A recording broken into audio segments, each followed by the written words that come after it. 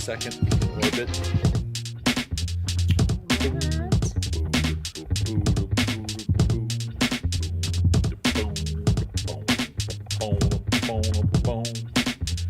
Let everybody know it's starting. On my phone, I just restarted a little while ago, so it's doing that.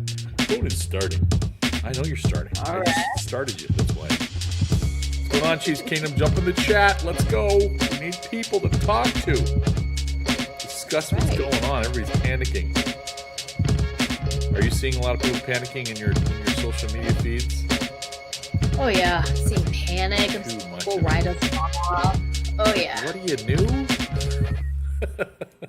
Tell me you're a new Chiefs fan without telling me you're a new Chiefs fan. Like, where? Just don't even.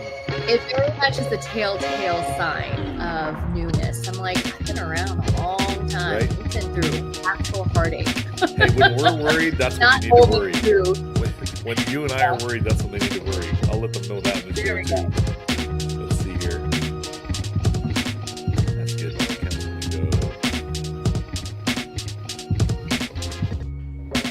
Chiefs chat live is chopping up, coping up. I hate predictive text. It's like, no, I'm not ready. I never write coping in my texts ever. I'm not a coper. I'm a doer. Just stick your nose out and your chin out and move forward. Chop it up. Chiefs at Giants. Now. Oh, they're still in the pause screen. Let's go to starting soon so at least know we're starting soon. What's up, viewer in the chat? Say hi if you dare. If not, you can lurk. It's fine. We're sharing it on X and going right into it. We got a little bit of a lot to cover. We're going to cover it quickly. Because we're in a crunch. Time crunch. We got half an hour-ish. A little more.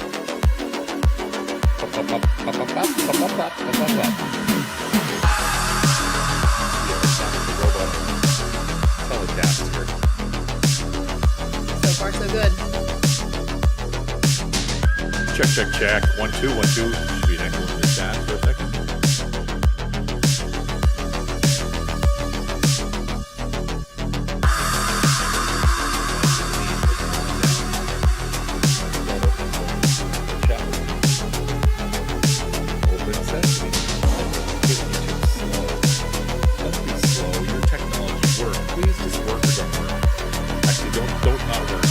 That 3, 2, 1, let's go live.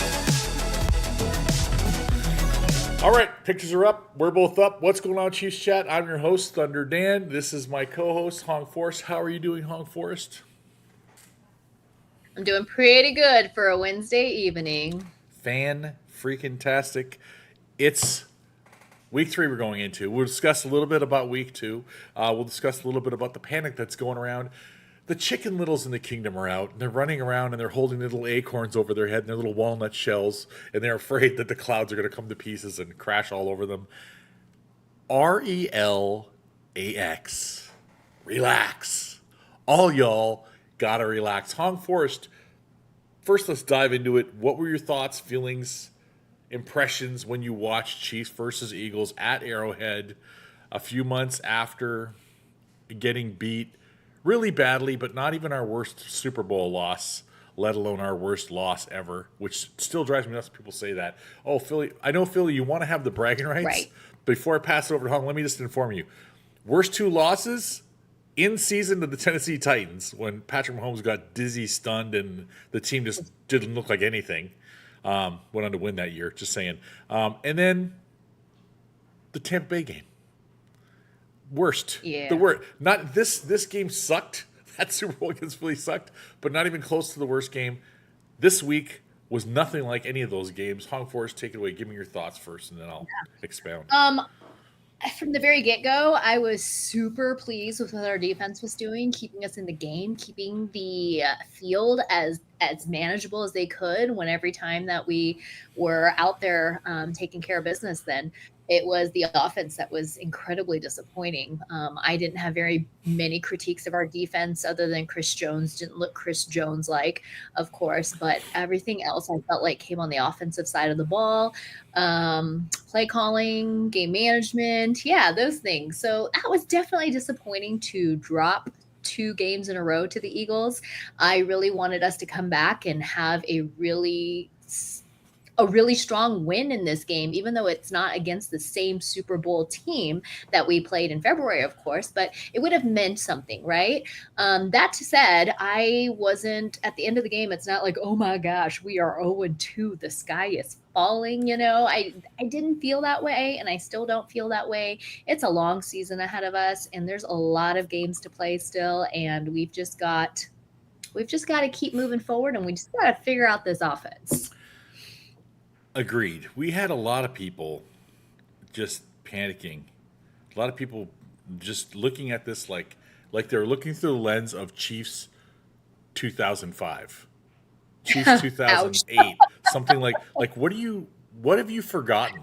How quickly we forget and we turn our back on these guys and we lose faith. And I'll be honest, I did something I haven't done in a long time, with good reason. First of all, before I forget, the Chris Jones effect. Yeah, 2 sacks and 2 assists in 2 games total. Got to step it up. I know. He fixed the game without actually putting stat.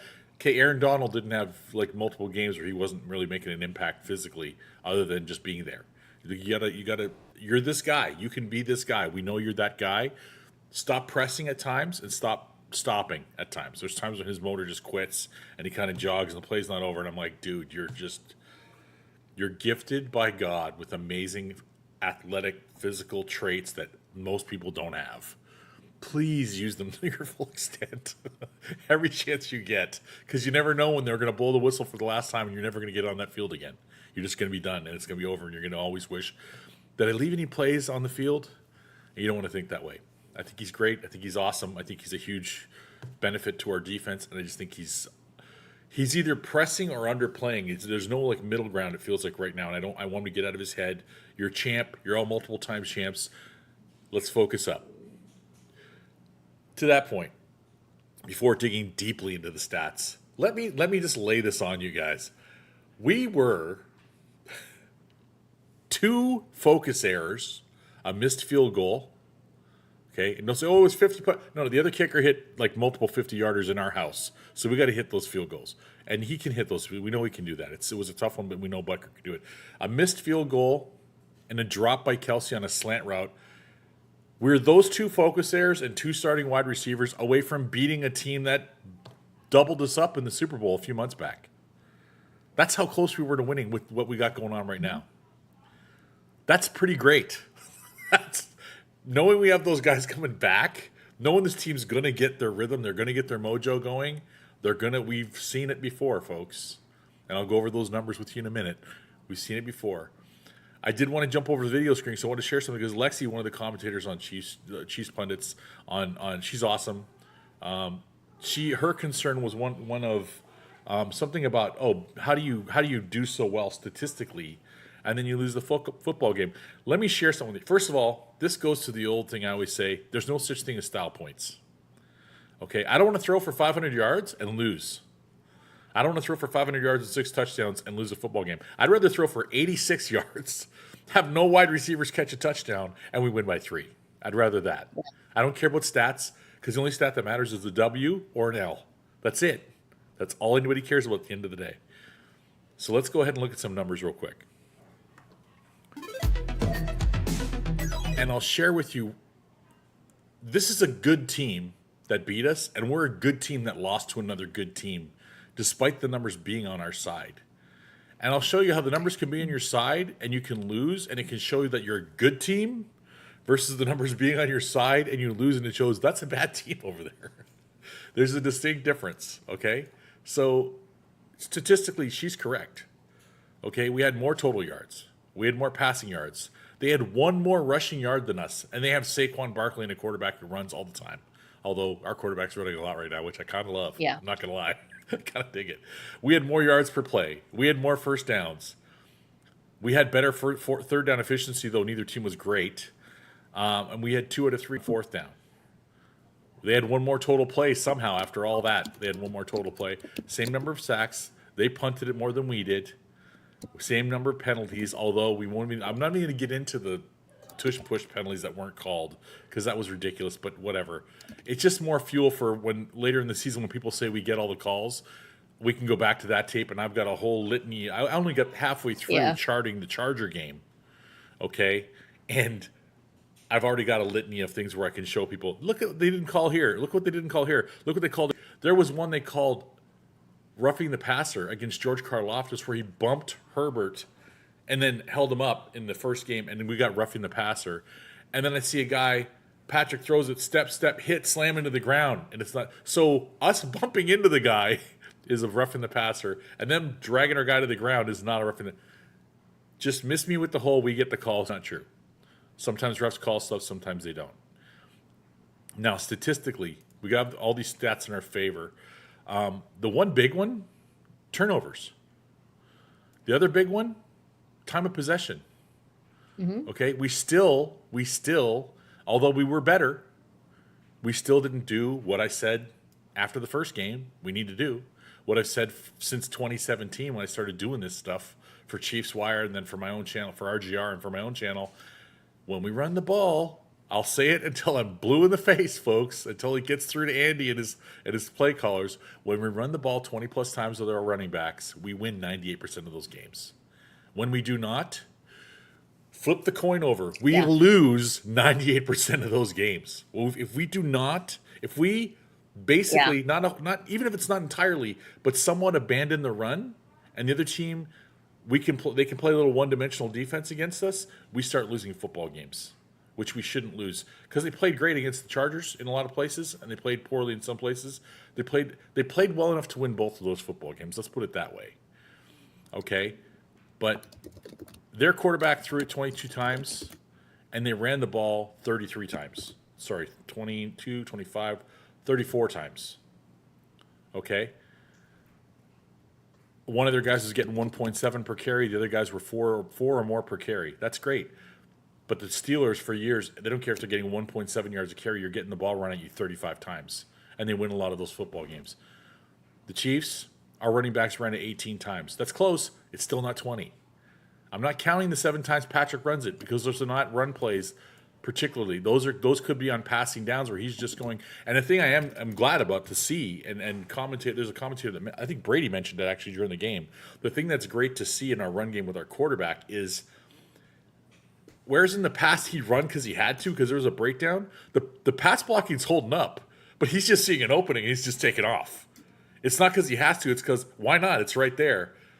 That shows there's a freeness in Patrick's mind and his vision isn't cramping down. The blinders aren't coming in because he's getting worried about the rush. He's just looking and seeing the whole field and going, why am I going to try to throw it 20 yards? That guy's kind of covered. He's not our number 1 guy, not our number 2 guy. I don't know I'm just going to take 12 yards right here. So that's great. And not taking undue risks with his body, except for the one time when he threw himself into the corner and everybody complained and said, he should have went out of bounds. Okay. Yeah.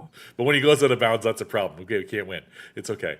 Tyquan Thornton, I got a bone to pick. Love him. Love the speed. Is it just me, Hong, or do you notice this too? Every time he catches a ball, he falls on the ground. He never keeps his feet. Yeah. He always gives up his legs. He doesn't stay upright. He doesn't retain his feet. There, we had coaches that would expressly say to us, stay off the ground. Stay up. Because, first of all, you're risking hurting yourself. Mm-hmm. The ground doesn't give. The ground's the ground. You're hitting Mother Earth. You're going to feel it every time. Secondly, you stay on your feet, magical things can happen. The DB could fall down, and you could jog into the end zone. How many times do you see Tyreek Hill behind people, Nicole Hardman behind people, and just keep his feet and run, and guys like sputter step and fall, and he just jogs in the end because they stayed on their feet. I want him to get better body control and stay on his feet. I love the fact he's got the speed. I'd like to get them to get their timing down. Sometimes is Patrick overthrown a little bit because we know he does that, especially early in games. He gets a little bit, little extra energy on that cannon of an arm. I was wearing my Kansas City Cannon shirt, but it had a hole in it, so I changed it to my back-to-back AFC champions, which I believe we're going to add another one to that this year, despite our 0-2 start everyone's all panicked about. Yes. The thing I did during this game that I haven't done in, I think, forever, I just don't do it, I turned the game off with like 6 or 7 minutes to go. I was like, you know what? I right now I can't. Because of what happened last week, because of what transpired on Wednesday, I was on set when it all went down. I went into it at length last week, so I'm not going to go into it deep this time. But I was like, I can't handle any more negative energy right now. I just can't. I'm just not. I'll look at it after. If they won, great. I'll review it. If they lost, great. I'll review it. I'm just not going to worry about it. Things I don't control, because there's a worrying about things you can't control meter in my body, and it was already like, woo, like it was at the top, the boiling point. So there was very little room for play there. It's getting down a little bit as time goes by, but I'm like, just let them play the football game. I'm not going to worry. I'm not going to nitpick. I'm just going to go back and look at it. I already know what I saw. I saw good moments in the run game. I saw good moments in the pass game. I know the timing's not perfect. Before I get into any more numbers about our records, because I'm going to go that next, our records as the season goes on. Let me ask you, what were your thoughts about the free 4 T-shirts that everybody's talking about, the controversy, quote unquote? Do you know about that? Yeah, I saw that Sunday. I'd seen it real quickly, and then Coach Reed kind of brushed it off in his presser when he was asked about it. But Yeah. yeah, I don't really have much thoughts on it. I'm like, sometimes the players wear things that you're like, are they really trying to make a stand, send a message out? But I figure at this point, it's like they're just causing talk. the energy that I felt from Andy was the same energy I felt myself, because I heard about. I didn't understand what they were talking about. And I went and I saw the shirt, and I was just like, Yeah, like, guys, read the room, okay? He did wrong. He's yeah, not being meanly persecuted for something that he didn't do. He made a mistake. Thank God it wasn't worse. It could have been horrible. It could have been life-taking. It could have caused a lot more yeah. mayhem than it did. But for the grace of God, he's okay. The people are okay. Some minor injuries apparently. That's what I've heard. But he's not being like wrongfully accused of something. He screwed up. Okay? Yeah. Don't do stupid stuff like this that draws unnecessary negative attention. Like, so even when you do screw up, you don't want to take accountability? Is that the message you're trying to send? No. He's not going to jail for 2 years. He's getting 30 days whenever he feels like doing it. Like, nobody gets that. I'm me. I'm a good person. Hong's a lovely person. She's a mom. All that stuff. We wouldn't get that. We wouldn't get told 30 days whenever you feel like it. Just come in whenever it works for your schedule. No. I'd be like, okay, 6 months, a year? Really? I'm getting that long for okay, I got to do, now. Right now I got to start. Right now? No, I can't talk to my work or if I'm on a film set. No. Oh, okay. You know what would really help me? If I could do it on the weekends. And they'd be like, you know what you should do? You should think about that next time you do something incredibly stupid. And then don't do that thing. And then you don't have to worry about being inconvenienced by jail time. So be grateful that he's getting off as lightly as he's getting off. Be grateful that other people are okay. Be grateful your friend is alive, because he could have killed himself in that accident too. So please don't do stupid stuff like that. Please. It's already bad enough with people getting on Taylor's back and getting into their personal business. Just we don't need that drama. We don't need that. I can't even say I understand the sentiment, because the sentiment is ill thought out as far as I'm concerned. If it was my own family it's doing not a the great thing, look overall. if it was my own family that did it and they asked me about it, I'm like, well, I love my brother. Did he fuck? Yeah, he messed up. Yeah, he messed up. I love him. I hope he's okay. I'm looking forward to when he gets out. I wouldn't be going, oh, free. It's like, it just makes us look like dummies. Okay? And I don't like it. It's a bad look. Anyway, I digress. Not a fan, Travis. If you were wondering, I don't know if I was too vague about it, but not a fan of the whole. But I'll tell you what, I was upset with him, with Rashee Rice, because I'm looking at these two games going, you are hurting your team. You could have killed people. Luckily, they're okay. You're definitely hurting your team right now. So just keep that in mind. Right. The reference I wanted to make with this, showing you that this is a good team, that despite the stats being close, lost the game like that. If you're a bad team, you do all those things, most total yards, most passing yards, most rushing yards by far, most first downs, better efficiency, more total plays, less sacks allowed, same amount of penalties, but a turnover, even though you had time of possession, and you get blown out because you're the Browns and you're not a good team. That's the difference between a good team and a bad team. A good team makes some mistakes and still keeps the game like really like what. Even with the missed field goal, if Travis doesn't drop that ball going to the middle, we could win the game by 1. Yeah. The Browns, they can't make any mistakes, or they get blown out 41-17. I had to look twice. I'm like, wait a minute. I said, so like the Ravens had like how many yards rushing? 45. How did the Ravens only have 45 yards? What? It was just like that's it, man. That's a bad team. Regardless of dominating statistically, they get their butt kicked. Okay? We're going against the Giants. The Giants are better than expected. The Giants are 0-2, I believe. So can't fart around with them. But they had a big game against the Cowboys. They almost won in overtime. Okay, put up a lot of points. So can't mess around with them too much. We know Russell Wilson can be a pain in the butt. He has been for us before. But this is a game we should win. We should win this football game. Should. Absolutely. Absolutely winnable. Okay.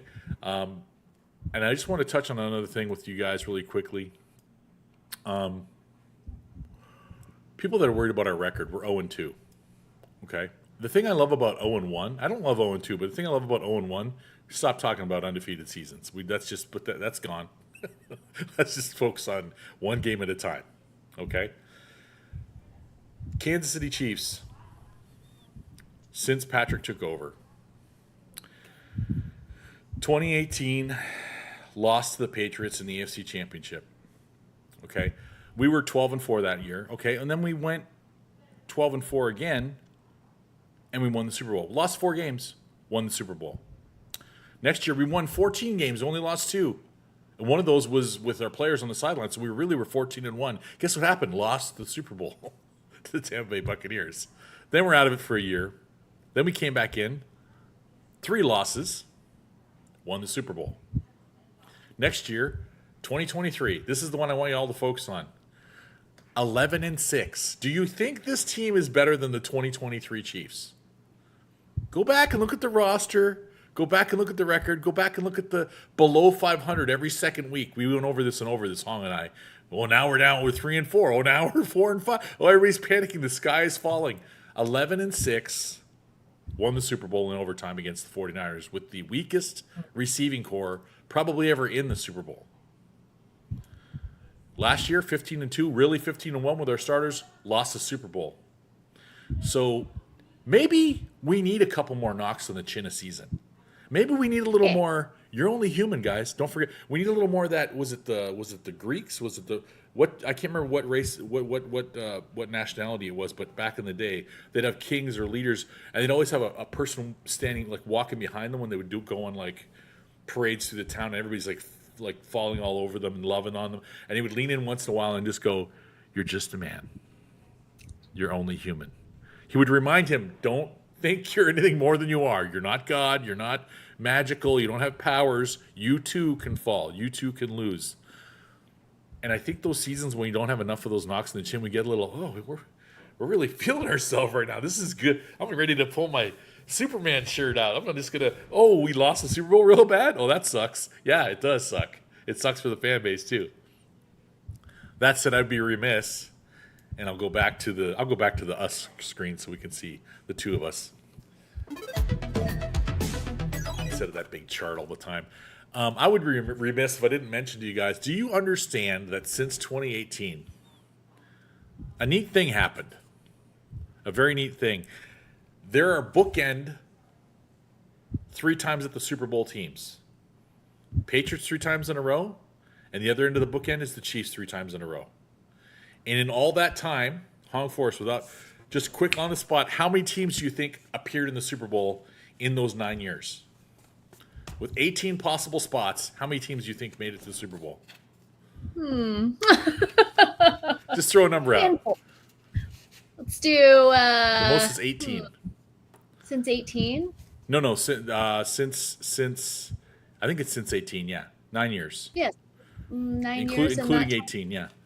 Including 18, so It could be a total of 18 teams, but some teams went more than once. No, it wasn't a total of 18 teams. Yeah.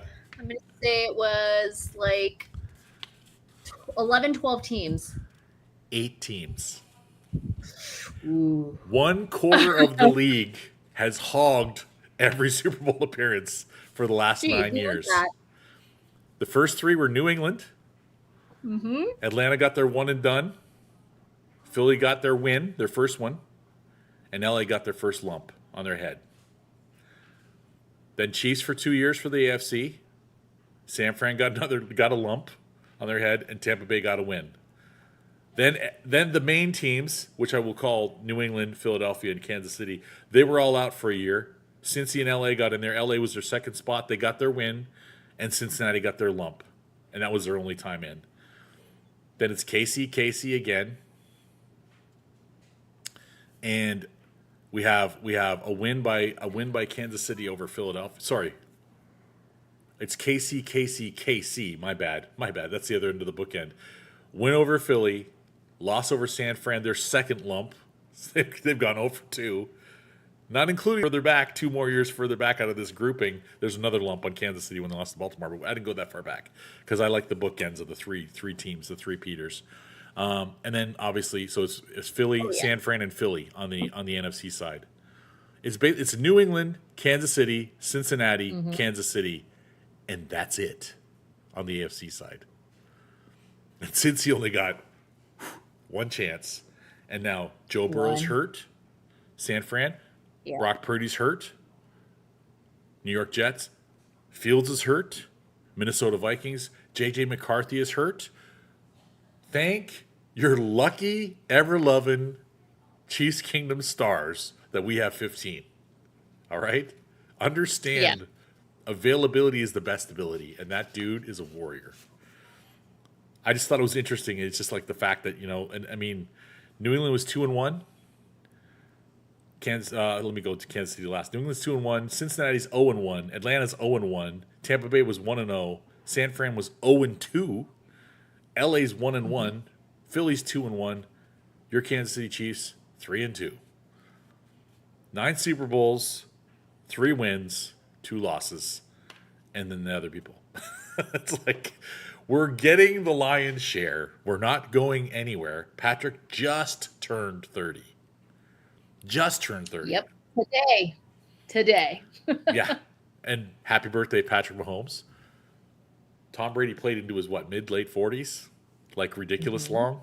If we get 10 more years out of Patrick Mahomes, I'll be thrilled. If he goes till he's 39, do you think he can get 3 more? Do you think... What do you think the Vegas odds would be on winning 3 more in 10 years? I don't think you'd get great odds because it's too possible. They'd be like, oh, Exactly. you're not going to make a lot of money. Now, if you want to try, is he going to get 7? That's okay. Then you're probably going to get a really good, ratio, but your probably chances are a lot lower. But got to believe in this team, guys. You got to give this team a chance. It's 0-2. It sucks. Before you got to go, let's talk Giants. They're on the card next. We're going to New York. What are your feelings? Before I forget, I wanted kudos to Clark Hunt and most of the other NFL teams. I was wondering if they do that. They did a moment of silence for Charlie Kirk. They also incorporated 9/11, a couple of school shootings. The one thing that Arrowhead did leave out, I was going to play the video, but if you were at the stadium, you heard it. They did leave out the girl that got murdered on the train. That was horrible. You leave a war-torn country for a chance at life and you get slaughtered on a train. It was awful. This is not supposed to be that country. We're supposed to be a country of opportunity and safety, reasonable safety, rational, reasonable safety. You shouldn't go on public transit and expect that to happen. You shouldn't go to talk to people on the campus and expect that to happen. I don't care how against what I believe in a speaker is. I'm not doing that. This is not that country. That's the First Amendment. You're allowed to speak your ideas. You're allowed to talk about what you believe in. I can vehemently disagree with you. And the man opened the microphone and would say, anybody who disagrees with me, come to the front. I love hearing people, that agree with me. It's wonderful, but I don't want that. I want to engage people and have them try to prove me wrong or change my mind. I can try to talk to them. And a lot of the stuff is faith-based, and I won't get into all that, but we'll get into it a hair. It's faith-based, and that's important to me. And the last 6-7 months going through dealing with stuff in life and waiting for acting job, it's not a steady life.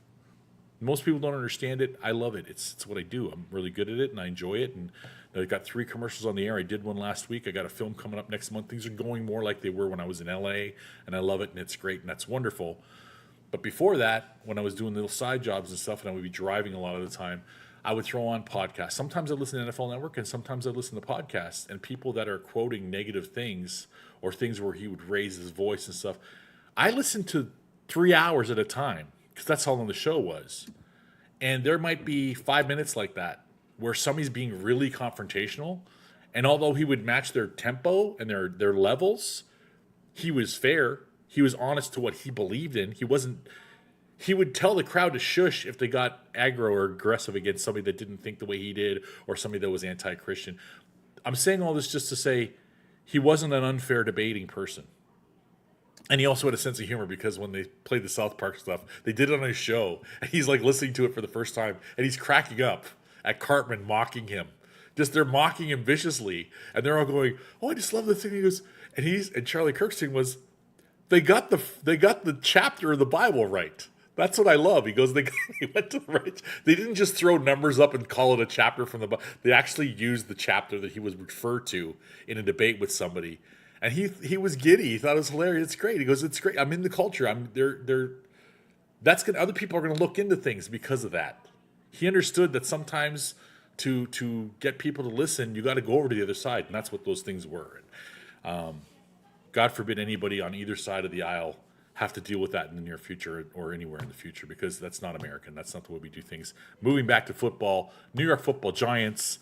Do you have a score? Do you have sack numbers? Do you have takeaways? What are your feelings? Are we winning this football game, Huong Forest? We better win this football game. I know that the Giants and the Cowboys game turned out to be a really exciting game, and you wouldn't think it, but it turned out to be a pretty exciting game. Tons of lead changes there, 41 total points scored late in the game. So I think that it could be a high scoring game if we get our offense right. So hoping that we can really get out there with a really strong performance against this team that we should be able to handle pretty handedly. So I'm going to go very, very lofty and say this is going to be a 40 burger week win for the Chiefs. And I'm going to say we're going to be 41. We'll give the Giants, they can have 24 points. We'll let them have 24 points. So 41-24. I'm going to expect to see Omar getting his second NFL sack this week. So let's say 4 sacks, Russell Wilson. I know they were saying you looked a little bit like vintage Russell Wilson this last weekend, but right. Sorry, that was it. And we're going to get a few sacks there. I will say less than 5. And what was the other stat that we were looking at? Takeaways. Okay. Let's say we'll do 4 takeaways. Those are what I'm hoping for. Okay. All right, Huong Forest. All right. I will say the Norman Lott sack thing. A lot of people, the meme was going, oh, look, clothesline, blah, blah. Okay, while it looked like a clothesline, it looked great. It looked vicious. He had him around the waist. He had his waist. His hand is on the oblique on his left side, and he's wrapping around on his right side. But he hit him with so much force, it looked like a clothesline. But it's clean. It was a clean tackle. It was clean. It was beautiful. Yeah. And had we won, the meme possibilities from that photo would have been fantastic. Would have been so but we sweet. Didn't. So yes. There was no Eagles fly with that meme. There was not. So Russell Wilson went off for 30 of 41, 450 yards. If he gets 400 plus yards against us, I'll be concerned about our secondary. I don't see that happening. No. He had 3 touchdowns and 1 turnover. The Giants also took away the ball 1 time. So there's that to consider. They had more total yards, more passing yards, fewer rushing yards, more yards per play. Look at that, 3 out of 3. Winning in most statistical categories, losing the football game. Isn't it interesting how that works when you really look inside the numbers? Third down efficiency, they were the same. The Giants had 10 fewer first downs. So that's why the game was, a little rough early on, I think. Total plays, the Cowboys had a lot more. They had almost 20 more plays, and they only had 3 more points. So the Giants were getting some stops. Mm-hmm. They only had 4 punts, though. 4 punts to 3. Did you know? Who is it? Which team was it? The Colts. Danny Dimes, new team, hasn't punted yet. They're 2-0, and he hasn't punted yet. Yeah, that was I saw that headline floating around after this week, and I'm like, dang, remember when that was our problem? But we're gonna Yeah, get there. we'll get there. We'll get there. We'll get there again. I'll give my numbers quickly before you got to go. And she's got a heart out really now, really soon. I'm going to say, oh, and a stat before I forget, another guy that's 2-0. Let's put Sky Moore. Sky Moore is 2-0. Congratulations, Sky. We still love you, champ. Yep. We wished you for better things, and you're getting good things right now. Tough situation with the quarterback, but we'll see how it goes. I'm going to say I'm going to be more guarded because I think Andy's going to get a lead, and he's not going to want to take risks. I think he's going to let's just not let this game slip Gonna away say somehow. vanilla. Maybe they're going to remember to, I don't know, run the football. That could happen. Eat some clock. I'm going to say 32-17. Chiefs win. I'm going to say they sack Russell 4 times because he thinks he's more mobile than he is, and they get him. And I'm going to say 3 takeaways. 4 sacks, 3 takeaways, 32-17. Go Chiefs. Go Chiefs. One more time by this lady. Go Chiefs. See you guys next week. Take care.